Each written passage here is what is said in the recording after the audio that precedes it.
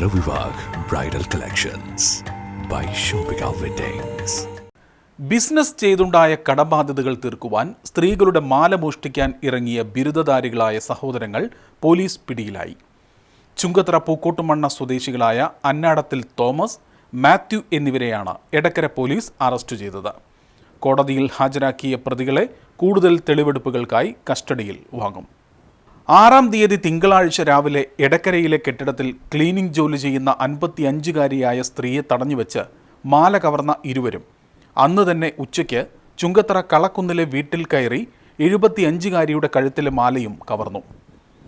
സ്വന്തമായി ബൈക്കുണ്ടെങ്കിലും മോഷണത്തിനായി സുഹൃത്തിൻ്റെ പരിചയക്കാരൻ്റെ ബൈക്കാണ് ഇരുവരും ഉപയോഗിച്ചത്. ക്ലീനിംഗ് ജോലിക്കാരിയുടെ മാല മുക്കുപണ്ടമായിരുന്നുവെന്ന് പോലീസ് പറഞ്ഞു. ഇവിടെ കവർച്ച നടത്തി രക്ഷപ്പെട്ട പ്രതികളെ CCTV കേന്ദ്രീകരിച്ച് പോലീസ് അന്വേഷിച്ചു വരുന്നതിനിടയിലാണ് ചുങ്കത്തറയിലും വീട്ടിൽ കയറി മാല പൊട്ടിച്ച് കടന്നത്.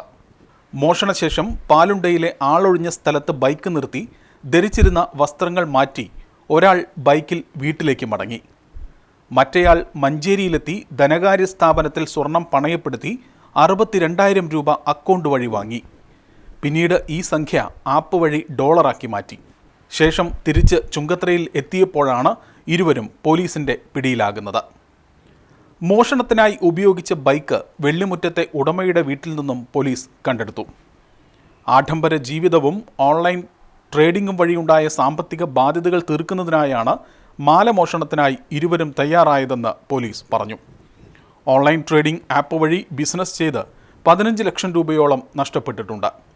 സ്വകാര്യ പണമിടപാടുമായി ബന്ധപ്പെട്ട് ഉദ്യോഗസ്ഥർ വീട്ടിലെത്തി തുടങ്ങിയതോടെയാണ് സഹോദരങ്ങളായ ഇരുവരും മോഷണത്തിനായി ഇറങ്ങിയതെന്നാണ് ചോദ്യം ചെയ്യലിൽ പോലീസിനോട് പറഞ്ഞത്.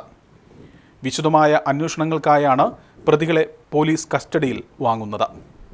എടക്കര CI കമറുദ്ദീൻ വള്ളിക്കാടൻ്റെ നേതൃത്വത്തിൽ SI P ജയകൃഷ്ണനാണ് അന്വേഷണം നടത്തുന്നത്. SI മാരായ M Asainar, Ajith Kumar, Satheesh Kumar, senior civil police ഓഫീസർമാരായ Anoop, Vijitha, Sajeevan, Nishad, Akhil, CPO Krishnadas, Aneesh Thomas, Subeesh, DANSAF അംഗങ്ങളായ സുനിൽ, അഭിലാഷ്, നിബിൻ ദാസ്, ആസിഫ് അലി, ജിയോ ജേക്കബ് എന്നിവരും സംഘത്തിലുണ്ടായിരുന്നു. കേസിലെ 1-ാം പ്രതി തോമസിന് നേരത്തെ എറണാകുളത്ത് കഞ്ചാവ് കേസ് നിലവിലുണ്ട്. രാസലഹരി ഉൾപ്പെടെ ഉപയോഗിച്ച കേസിൽ പോത്തുകല്ല് പോലീസും അറസ്റ്റ് ചെയ്തിട്ടുണ്ട്.